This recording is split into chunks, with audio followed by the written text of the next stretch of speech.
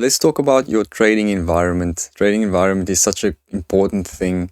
You create your own kind of trading environment. You can either have a trading environment that's going to help your trading or it's going to pull down your trading. And you can create for yourself a trading environment that makes your trading more stressful, more of that fight and flight. Or you can create for yourself a trading environment that is much more stress-free, easier for you to operate in, more forgiving, just more pleasant. One thing that really affects the trading environment you're working in is the expectations you place on yourself. If in trading you have very high expectations and you demand success, you demand that you win almost most of your trades, like you just have to win, you're not tolerant of losses, you're very unforgiving to your strategy, very unforgiving to yourself, then you're creating for yourself a very hazardous trading environment where it's very stressful, expectations are very high, you've put expectations on yourself. I want to be a profitable trader as soon as possible. Your external needs in your life, maybe, you bring that into your trading and raise the expectations of yourself saying, I need money for this thing or that thing. And so when you come to your live charts, you bring that same mentality, that same pressure and expectations on yourself. And so you have a much more stressful, unforgiving, unsupporting environment where every mistake is going to be exacerbated. Every loss is going to be amplified, and so you take a loss and the way you react is very emotional, very angry, and you're very harsh on yourself. Well, that you created for yourself by bringing in high expectations into your trading upon yourself as a trader, as a human being. I must be successful, I must make money, I need to start being profitable as soon as possible. That is the example of creating a very hazardous, very stressful trading environment. And so that entire trading environment is going to work against you. It's going to fight against you. It's not actually going to help you. Even though maybe in your life you feel like you need success now or you need it sooner, or you feel like I need to work harder or push harder. Those are traits that can help outside of trading in other areas of life, being very driven and things like that can help there. But when you bring that into your trading, it's actually counterintuitive. Even though you're trying harder, you've raised the bar higher, you're being harder on yourself. Those are all things that are creating a stressful environment for you.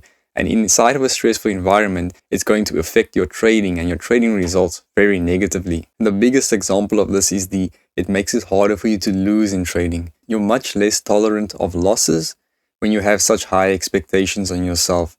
So you may get one small loss, but the way you react of that trading is going to make you go into revenge trading much easier. A lot of what I call reactive trading is going to be taking place when you have such a stressful environment where the bar is so high for yourself. That leads directly to revenge trading and taking smaller losses and making them into much bigger losses. Just an overall intolerance of failure. And to be a really good trader in the long run, you have to learn to live with failure and learn that losing in trading is all part of it. Losing is part of a winning strategy. You learn to live next to losing in trading, because in trading it's about minimizing your losses, not eliminating your losses. Becoming better losers over time. A lot of people can win in trading, but very few people can lose in trading. And so really on your journey to become a successful trader, you need to improve in that area of losing. And so in order to do that, you need to create for yourself a more positive trading environment, a more supporting, less stressful environment for yourself. Just create your own pleasant environment. And the first thing you can do for that is to just lower the expectations on yourself. Say, look to yourself, maybe I'm not where I am in my trading goals yet, but I'm going to be patient with myself. I'm going to take it easy. I'm going to lower the bar for myself, set my expectations a little bit lower. I'm going to be forgiving to myself, when I'm taking losses.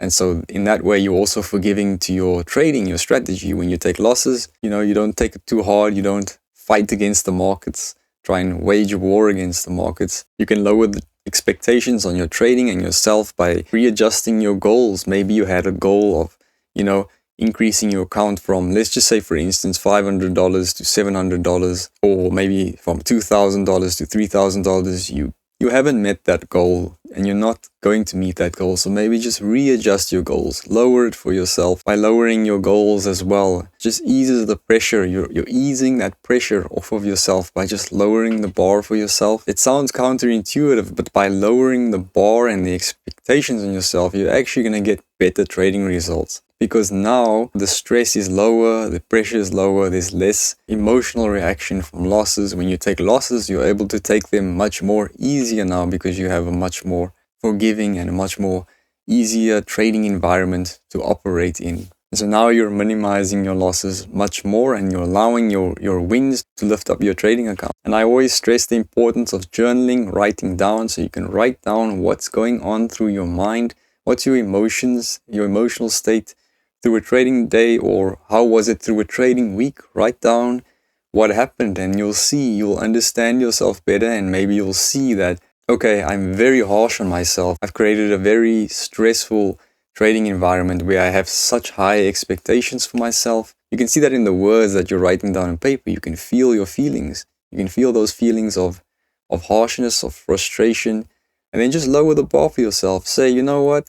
I'm gonna lower my trading goals a little bit. Maybe you're not able to be profitable. Maybe just say, okay, breaking even is okay. Or if you're still in the losing phase of trading, maybe just say, okay, we're going to try and minimize our losing and not lose as much as we used to lose before. Just readjust your expectations, because really we create our own environment, whether it's a good, conducive, easier environment to operate in, or whether it's a stressful, high expectations, or more difficult environment to operate in.